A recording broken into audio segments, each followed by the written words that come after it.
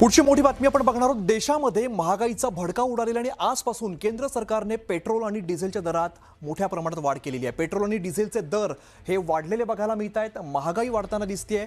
Petrol डिझेलचे दर किती वाढले तर पेट्रोल 3 रुपये आणि डिझेल 3 रुपये 11 पैशांनी महाग झालेला आहे। आजपासून हे दर वाढलेले आहेत। कच्च्या तेलाचे दर वाढल्यामुळे त्याचा परिणाम आता आपल्यावरती होताना दिसतो। आंतरराष्ट्रीय बाजारात कच्च्या तेलाचे दर जे ते वाढलेत। सरकारने ही दरवाढ आता केलेली आहे। मुंबईत पेट्रोलचा जो नवीन दर आहे तो 106 रुपये 50 पैसे असणार आहे, तर डिझेलचा नवीन दर हा 93 रुपये इतका असणार आहे। एप्रिल 2022 नंतर पहिल्यांदाच इंधनाच्या दरात इतकी मोठी वाढ करण्यात आली आहे।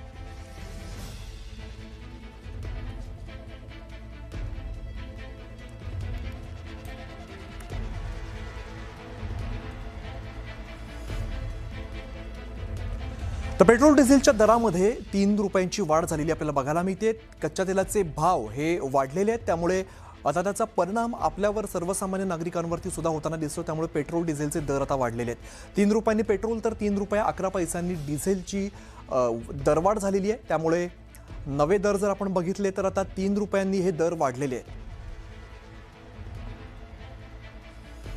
देशामध्ये महागाईचा भडका उडाल्याचं चित्र आहे आणि आज पेट्रोल आणि डिझेलच्या दरात सरकारने वाढ केलेली आहे। पेट्रोल 3 रुपये तर डिझेल 3 रुपये 11 पैशांनी महागलंय। आंतरराष्ट्रीय बाजारात वाढलेल्या कच्च्या तेलाच्या दरांमुळे तेल कंपन्यांचा तोटा कमी करण्यासाठी ही दरवाढ अटळ असल्याचं काही दिवसांपूर्वी सरकारने म्हटलेलं होतं।